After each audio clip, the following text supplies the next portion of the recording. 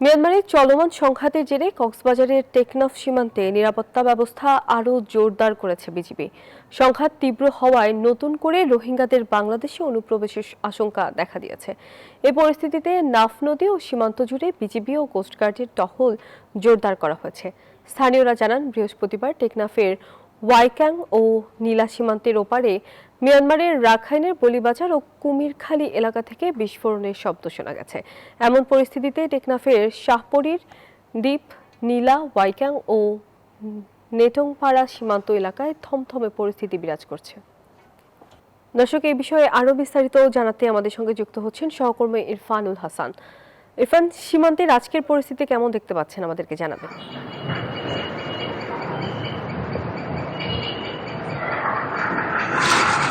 বেশ কয়েকদিন ধরে সীমান্তের খুব উত্তেজনাকর পরিস্থিতি, বিশেষ করে গত বুধবার থেকে যে সমস্ত অঞ্চলগুলো বাংলাদেশ সীমান্তের প্রায় 90% অঞ্চল ইতিমধ্যে আরাকান আর্মি দখল করে নিয়েছে, সে অঞ্চলগুলো পুনরুদ্ধারে জান্তা বাহিনী ইতিমধ্যে সেখানে হামলা শুরু করেছে। বাংলাদেশের সীমান্ত অঞ্চলে এর প্রভাব পড়েছে অনেক জায়গায়। আসলে সেখানে বম্বিং করার ফলে এখানকার যে এলাকা রয়েছে ঘরবাড়ি পর্যন্ত কেঁপে উঠছে। তবে সর্বশেষ খবর হলো, গতকাল থেকে আজকে পর্যন্ত বড় ধরনের কোনো ঘটনা কিংবা সংঘর্ষের যে শব্দ এই পারে ভেসে আসে, সেরকম কোনো শব্দ এখনকার পর্যন্ত আসলে পাওয়া যায়নি। তবে এই সময়টুকুকে অনেকে আসলে, বিশেষ করে যারা অনুপ্রবেশ করতে চায়, যে সমস্ত রোহিঙ্গারা অনুপ্রবেশ করে বাংলাদেশে প্রবেশ করতে চায়, তাদের জন্য একটি মোক্ষম সুযোগ হিসেবে ধরা হয়। সেজন্য বিজিবি বলছে তারা সীমান্তবর্তী এলাকাগুলোতে ইতিমধ্যে টহল বৃদ্ধি করেছে। পাশাপাশি বিজিবির পাশাপাশি সমুদ্রপথে যাতে কেউ অনুপ্রবেশ করতে না পারে, সেজন্য কোস্টগার্ডের পক্ষ থেকেও বেশ নিরাপত্তা বেষ্টনী জোরদার করা হয়েছে।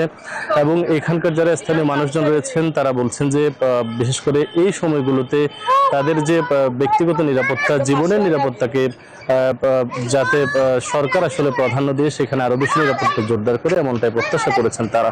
তো এই ছিল কক্সবাজার থেকে টেকনাফ সীমান্তের সবশেষ খবরাখবর। জি, ধন্যবাদ আপনাকে। Bashundhara public school and college 2026 শিক্ষাবর্ষে ভর্তি চলছে।